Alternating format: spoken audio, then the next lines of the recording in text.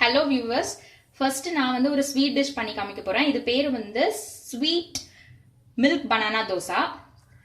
Okay, இது வந்து நம்ம பனானா வந்து சாப்பிடாத குழந்தைங்களுக்கு வந்து நம்ம வந்து இந்த தோசை செஞ்சு கொடுத்தோம்னா டேஸ்டியா நல்லா சாப்பிட்டுருவாங்க. ஃபர்ஸ்ட் நான் இன்கிரீடியன்ஸ் என்னென்ன அப்படின்னு சொல்லிடுறேன். மைதா இந்த கப்ல, சின்ன கப்ல 2 கப்ஸ் எடுத்திருக்கேன். அதுக்கப்புறம் சுகர் வந்து நமக்கு தேவைக்கேற்ப நம்ம ஆட் பண்ணிக்கலாம். ரொம்ப சுகர் ஸ்வீட் வேணா ஆட் பண்ணிக்கலாம் ஜாஸ்தியா.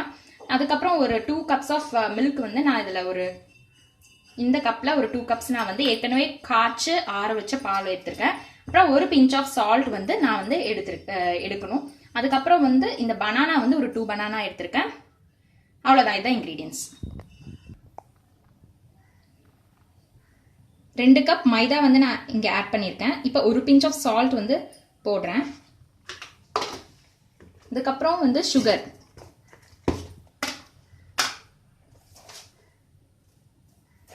எவ்வளோ ஸ்வீட் வேணுமோ அதுக்கு தகுந்த மாதிரி நீங்கள் வந்து சுகர் வந்து ஆட் பண்ணிக்கலாம்.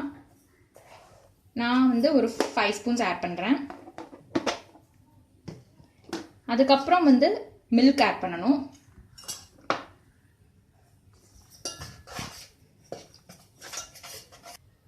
இப்போ ஒரு பவுலில் நான் சொன்ன இன்க்ரீடியன்ஸ் எல்லாத்தையும் நான் வந்து போட்டுட்டேன். என்னன்னா மைதா, அப்புறம் சால்ட், அப்புறம் சுகர், அப்புறம் வந்து 2 பீஸ் ஆஃப் பனானா, இது எல்லாத்தையுமே வந்து நான் ஆட் பண்ணியிருக்கேன். இப்போ இந்த மில்கை நான் சேர்த்து தோசை மாவு பதத்தில் வந்து நான் கரைச்சிக்க போகிறேன். கையிலேயே நான் நல்லா மிக்ஸ் பண்ண போகிறேன்.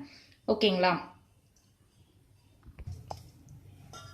இப்போ வந்து நான் இப்போ ஃபுல்லாக கையிலேயே எல்லாத்தையும் நான் பிசைஞ்சிட்டு இருக்கேன். மில்க் நம்ம சேர்த்துக்கிட்டு தோசை மாவு மாதிரி நம்ம வந்து இப்போ கரைச்சிக்க போகிறோம்.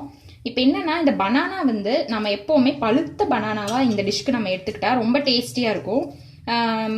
மேக்ஸிமம் பார்த்தீங்கன்னா இந்த பூம்பெல்லாம் எடுத்துக்கிட்டீங்கன்னா ரொம்பவே டேஸ்டியாக இருக்கும். இப்போ இந்த சுகர் கூட வந்து சேர்ந்து அது மிக்ஸ் ஆகி நம்ம தோசை சுடுறப்ப நல்லா கேரமலைஸ் ஆகி டேஸ்டியாக வரும். கீல நம்ம சுட்டு குழந்தைங்களுக்கு கொடுத்தோன்னா கண்டிப்பாக அவங்களுக்கு ரொம்ப பிடிக்கும். நான் மிக்ஸ் பண்ணிட்டு காமிக்கிறேன்.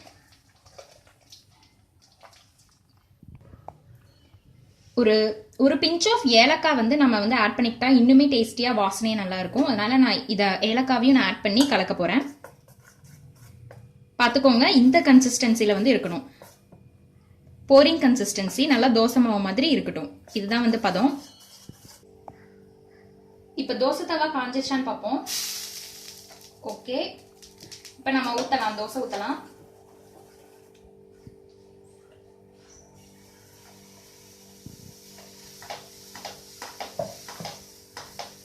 நார்மலாக நம்ம தோசை ஊற்றுற மாதிரியே ஊற்றலாம். இப்போ வந்து நம்ம இதை வந்து கீல நம்ம பண்ண போறோம். கீல பண்றதுனால ரொம்ப டேஸ்டியா இருக்கும்.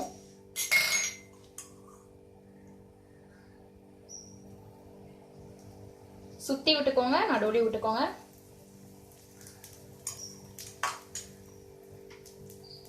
இப்போ நான் ஒரு சைடு வெந்ததுக்கு அப்புறம் நான் உங்களுக்கு காமிக்கிறேன்.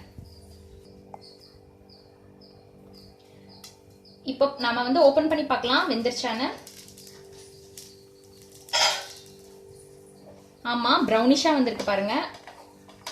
இப்போ நம்ம டர்ன் பண்ணிடலாம். அவ்வளவுதான். ஒரு 1 மினிட் அந்த சைடும் வெந்துச்சுன்னா நமக்கு இந்த sweet banana milk dosa ready ஆயிரும். செஞ்சு பார்த்துட்டு எப்படி இருக்குன்னு கமெண்ட் சொல்லுங்க.